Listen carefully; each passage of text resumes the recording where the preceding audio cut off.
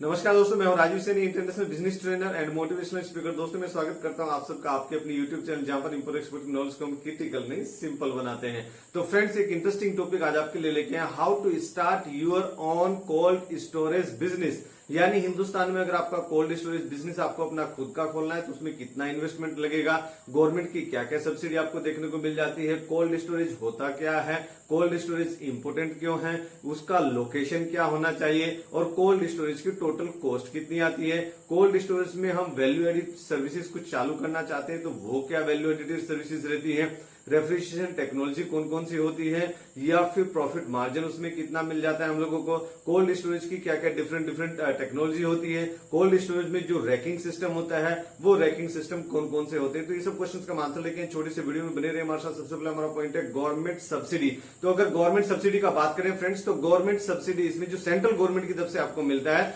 Central government is giving around 35% subsidy in the total project cost of the your cold storage project.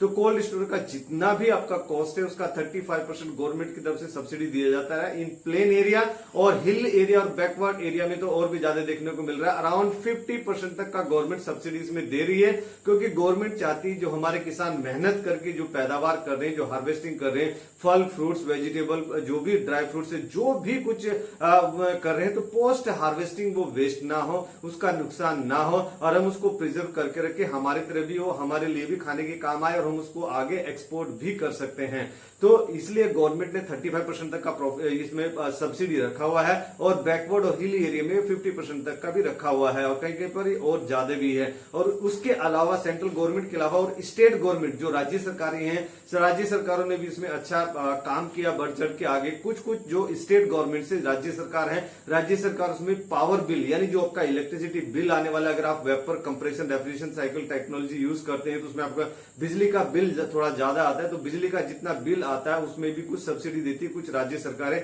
वो आपको देखना होगा कि आपकी स्टेट वाली जो गवर्नमेंट है, आपकी स्टेट गवर्नमेंट आपको ये सब्सिडी दे रही कि नहीं दे रही, वो आप उसको चेक कर सकते हैं। लोन जो स्टेट गवर्नमेंट है वो और क्या क्या उसमें सब्सिडी देती है, लोन जितना आपने प्रोजेक्ट में अगर लोन लिया है, लोन के ऊपर जो इंटरेस्ट रेट है, इंटरेस्ट रेट में भी सब्सिडी आपको दिलाती है राज्य सरकार की तरफ से। ये 29 राज्य सरकार टोटल नहीं देती, लेकिन कुछ कुछ राज्य सरकार उसमें देती है। आप अपने स्टेट में जिस भी स्टेट से आप रहने वाले, आप अपने राज्य सरकार से पूछ सकते हैं कि इसमें कितना, या फिर आप फर्दर और इसके बारे में स्टडी कर सकते हैं हमारी स्टेट गवर्नमेंट इसमें कितना दे रही है। लेकिन सेंट्रल गवर्नमेंट तो पूरे नेशनलाइज 35% दे रही है और जो हिल एरिया या फिर बैकवर्ड एरिया उसमें 50% तक का भी सब्सिडी गवर्नमेंट दे रही है। अगर हम बात करें व्हाट इज कोल्ड स्टोरेज, यानी अगर मैं सिंपल भाषा में बताऊं कि कोल्ड स्टोरेज होता क्या है, एक फ्रिज है, बस बड़े आकार का एक फ्रिज है जिसमें हम अपना सामान रखते हैं, फल सब्जी वगैरह जो भी सामान घर का रखने का होता है, जो खराब होने की संभावना रहती है उसको रखते हैं। उसका बस साइज बड़ा होता है। हमारा जो घर का फ्रिज रहता है वो एक छोटा सा एक वॉल्यूम रहती है, जैसे 250 to 70 लीटर का होता है। ये मीटर क्यूब वॉल्यूम में रह जाती है, यानी जैसे एक रूम की तरह इतना बड़ा साइज, 2 रूम वाला साइज, एक पूरी बिल्डिंग इतना बड़ा साइज, या फिर इतना जैसे कि आप देखें कि जितना बड़ा एक शॉपिंग मॉल रहता है उतना बड़ा एक साइज, वो पूरा बिल्डिंग एसी रहेगा, एयर कंडीशनर रहेगा, किस टाइप से रहेगा वो अगर आगे हम बात करेंगे। तो उसमें क्या क्या आप स्टोरेज कर सकते हैं, जैसे कि आप फ्रूट्स एंड वेजिटेबल उसमें स्टोरेज कर सकते हैं, स्पाइसेस उसमें स्टोरेज कर सकते हैं, उसमें ड्राई फ्रूट्स स्टोरेज कर सकते हैं, उसमें फ्रोजन फ्रूट्स स्टोरेज कर सकते हैं, उसमें पल्सेज स्टोरेज कर सकते हैं, जगरी उसमें स्टोरेज कर सकते हैं, फार्मास्यूटिकल प्रोडक्ट उसमें स्टोरेज कर सकते हैं। तो ये सब आगे हम बात करें कि अलग अलग टाइप के जो कोल्ड स्टोरेज है तो किस टाइप की, मतलब एग्रीकल्चर प्रोडक्ट के लिए अलग रहता है और फार्मास्यूटिकल प्रोडक्ट के अलग सेक्टर हम बनाते हैं। तो अगर हम बात करें why cold storage is important, यानी इंपोर्टेंट क्यों, उसकी महत्व क्यों है, उसमें मतलब इतना ज्यादा उसकी क्रेज क्यों बढ़ता जा रहा है, उसका इतना डिमांड क्यों बढ़ता जा रहा है इंडिया में भी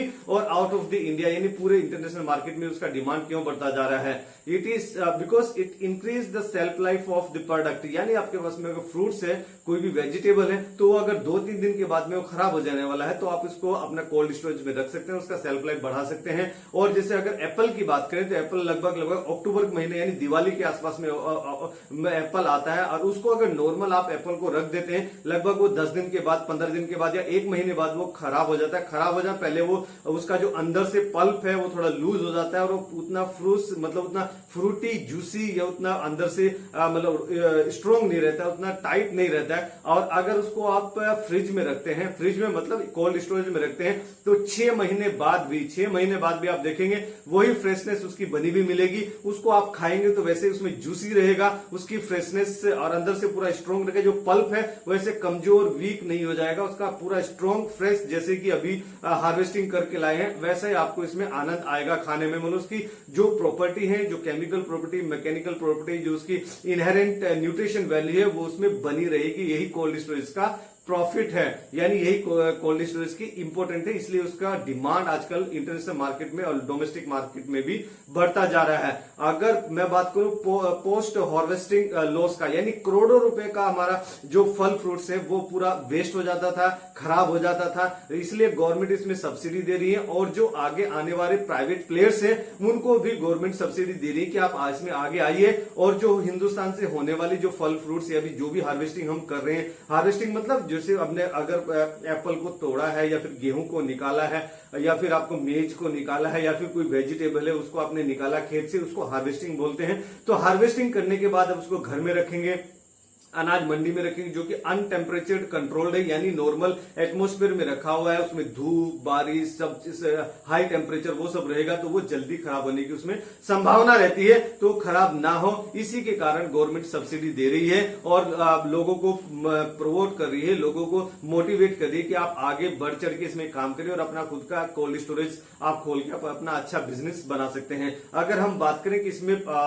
हार्वेस्ट इसके लोकेशन इसमें क्या रहनी चाहिए, तो ये दो लोकेशन में बेस्ट माना जाता है। या तो उस जगह पर मतलब जिसको बोला जाता है प्रोडक्शन सेंटर, यानी वो जगह जहां पर इसका प्रोडक्शन हो रहा है, जहां पर मतलब आपका फ्रूट्स और वेजिटेबल का प्रोडक्शन हो रहा है, हार्वेस्टिंग हो रहा है, यानी खेत के आसपास यानी किसानों के आसपास आप इसको लगा सकते हैं। या फिर फर्स्ट था प्रोडक्शन प्लेस, सेकंड था मार्केटिंग सेंटर यानी किसी शहर के पास में, किसी बड़ी मार्केट के साथ में या किसी एक्सपोर्ट हब के पास में, यानी जहां से सप्लाई हो, यानी कंज्यूमर के पास में। एक था सप्लायर के पास में, एक है कंज्यूमर के पास में, यानी उसमें ट्रांसपोर्टेशन का भी कॉस्ट आपका बच जाता है। यानी बल्क में एक बार आपने ट्रैक्टर से, बड़े बड़े लॉरी से, ट्रक से एक बार मटेरियल लेके आगे कोल्ड स्टोरेज में आपने स्टोर कर दिया, तो उसमें ट्रांसपोर्टेशन जैसे बार बार आपको कुछ थोड़ा बहुत सामान लाना है तो वो सामान बार बार लाने की जरूरत नहीं, एक बार लाके आपने कोल्ड स्टोरेज में रख लिया, कोल्ड स्टोरेज में स्टोर कर लिया, तो उससे ट्रांसपोर्टेशन का भी कॉस्ट बच जाता है। क्योंकि बल्क में जब आपका मटेरियल आता है, माल आता है, तो उसमें ट्रांसपोर्टेशन कॉस्ट आपको नॉर्मली कम लगता है एज कंपेयर टू बार बार छोटा छोटा आइटम आपको लाने में लगता है। तो नॉर्मली दो ही टाइप के इसमें आपको जो लोकेशन है, एक प्रोडक्शन साइड में और एक मार्केटिंग साइड में। तो दोनों साइड में जो बेस्ट आपको लगता है, वैसे प्रोबेबली मार्केट साइज में ज्यादा लोग इसमें पसंद करते हैं। अगर मैं बात करूं वैल्यू एडिटिव सर्विसेज में क्या क्या हम कर सकते हैं, जैसे नॉर्मली एक तो कोल्ड स्टोरेज हमने ओपन कर लिया, उसमें और वैल्यू एडिशन सर्विसेज क्या क्या दे सकते हैं जो कि कस्टमर हमसे और वैल्यू एडिशन सर्विसेज लेके हमें प्रॉफिट मार्जिन दे सकता है। तो उसमें फूड प्रोसेसिंग वाली आप सर्विसेज चालू कर सकते हैं, यानी किसी का फल फ्रूट आया तो खेत में, विलेज में, वहां पर प्रोसेसिंग की इतनी सुविधा नहीं होती है, वहां पर किसान के पास में उतनी सुविधा नहीं होती है, तो आप वॉशिंग सेंटर अपना लगा सकते हैं, वॉशिंग करके उसमें पैकेजिंग करके आप उसमें स्टोर कर सकते हैं। वैक्सिंग आप कर सकते हैं, जैसे कि आपने देखा एप्पल हो गया या फिर कीनू हो गया या फिर संतरा, ऑरेंज, इस टाइप की जो भी प्रोडक्ट रहते हैं उनमें वैक्सीनेशन होता है, वैक्सीन लगाकर उसको वॉश करके वैक्सीन लगा के आप उसको रखते हैं तो वैसा ही फ्रेश रहता है और उसकी जो सेल्फ लाइफ है वो अच्छी इंक्रीज होती है और एक कस्टमर को भी एक अच्छा प्रोडक्ट मिलता है जब वो खाता है। अगर मैं जैसे अक्टूबर महीने में तो ठीक है कि वो हिमाचल प्रदेश से अभी एप्पल आ रहा है तो आसपास के एरिया से एप्पल आ रहा है, जब वो हो रहा है, अभी मुझे जून महीने में चाहिए या फिर मार्च मंथ में चाहिए तो उस टाइम तो उसकी पैदावार नहीं होती है, तो उस टाइम पे जो भी कोल्ड स्टोरेज में अच्छा एप्पल रखा रहेगा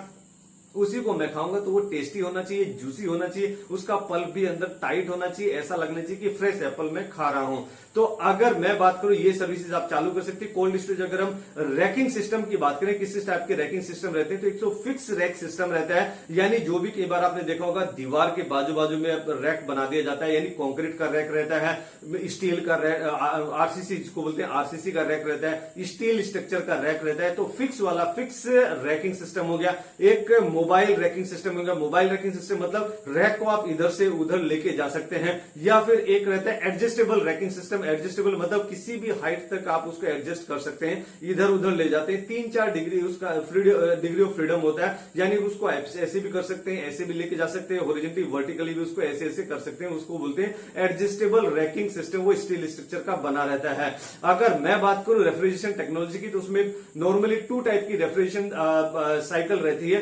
वेपर कंप्रेशन रेफ्रिजरेशन साइकिल जिसमें कंप्रेसर लगा रहता है, और वेपर एब्जॉर्प्शन साइकिल जिसमें वेपर एब्जॉर्प्शन जिसमें स्टीम की आपको जरूरत रहती है। अगर आपके पास में स्टीम अवेलेबल है, कोई छोटा मोटा बॉयलर है या फिर कहीं से छोटे मोटे बॉयलर प्लांट से आप स्टीम ले सकते हैं या खुद का स्टीम जनरेशन कर सकते हैं, तो वेपर एब्जॉर्प्शन रेफ्रिजरेशन साइकिल कई बार आपने इंजीनियरिंग में भी पढ़ा होगा, दोनों ही रहता है, वेपर एब्जॉर्प्शन रेफ्रिजरेशन साइकिल और वेपर कंप्रेशन रेफ्रिजरेशन साइकिल, दोनों में से कोई भी एक टेक्नोलॉजी आप चूज कर सकते हैं। लेकिन जब आप प्लांट लगा रहे हैं, इनिशियली ये आपका डिसीजन रहता है कि मुझे वेपर एब्जॉर्प्शन रेफ्रिजरेशन साइकिल लगानी है या फिर वेपर कंप्रेशन रेफ्रिजरेशन साइकिल अब मुझे लगानी है, तो वो इनिशियल एक डिसीजन आपका रहता है जो कि इनिशियल टाइम पे आपको लेना रहता है, और फिर बाद में आप उसमें चेंजेस करने में बहुत कॉस्ट बढ़ जाता है। अगर मैं बात करूं कोल्ड स्टोरेज टेक्नोलॉजी की, यानी कोल्ड स्टोरेज की कौन कौन सी टेक्नोलॉजी रहती है, तो एक टेम्परेचर कंट्रोल टेक्नोलॉजी, यानी नॉर्मल आपने रख दिया, उसमें टेम्परेचर कंट्रोल आप कर रहे हैं। नेक्स्ट रहता है temperature control plus humidity control, यानी उसमें आप टेम्परेचर भी कंट्रोल करेंगे और एयर में कितना ह्यूमिडिटी रहता है, कितना मॉइस्चर रहता है, वो भी आप उसमें ह्यूमिडिफिकेशन करके कंट्रोल कर सकते हैं। तो दो टाइप की होगी। थर्ड टाइप की होगी मॉडिफाइड एटमॉस्फेयर। अभी ये नया टेक्नोलॉजी है मॉडिफाइड एटमॉस्फेयर में, मतलब जिसे नॉर्मल एटमॉस्फेयर में अगर हम बात करें तो 21% बाई वॉल्यूम ऑक्सीजन रहता है, तो इसमें मॉडिफाइड एटमॉस्फेयर में ऑक्सीजन का लेवल कम किया जाता है, ऑक्सीजन को ड्रास्टिकली 1% 2% तक के लेवल पे लेके आया जाता है, जिससे कि उसका जो ऑक्सीडेशन होता है किसी भी प्रोडक्ट का ऑक्सीडेशन होने से बचता है, और 6 महीने 10 महीने 9 महीने बाद में भी वो प्रोडक्ट, वो एप्पल एकदम से फ्रेश रहता है, जूसी रहता है और खाने में बहुत ज्यादा अच्छा टेस्ट आता है, एज गुड एज फ्रेश। और नेक्स्ट आता है फ्रोजन फ्रूट। फ्रोजन भी आप देखें जिसमें -18 डिग्री सेंटीग्रेड तक का टेम्परेचर लेके जाया जाता है। अलग अलग टेम्परेचर अलग अलग प्रोडक्ट के लिए सुटेबल जो रहता है वो इसमें सेटिंग किया जाता है। डिहाइड्रेशन टेक्नोलॉजी भी इसमें अच्छा रहता है। तो फ्रेंड्स, अगर ये वीडियो आपको पसंद है जरूर आप इसको लाइक कीजिए, अपने फ्रेंड्स एंड फैमिली में जरूर शेयर कीजिए। हर एक उस हिंदुस्तानी को शेयर कीजिए जो कि कोल्ड स्टोरेज का बिजनेस करना चाहता है। हर एक उस हिंदुस्तानी को शेयर कीजिए जो कि जॉब कर रहा है और बिजनेस में आना चाहता है, और हमेशा की तरह से मुस्कुराते रहिए, ग्रो करते रहिए, हिंदुस्तान का एक्सपोर्ट बढ़ाने में हमारी मदद कीजिए। Let's do export together. Thank you very much.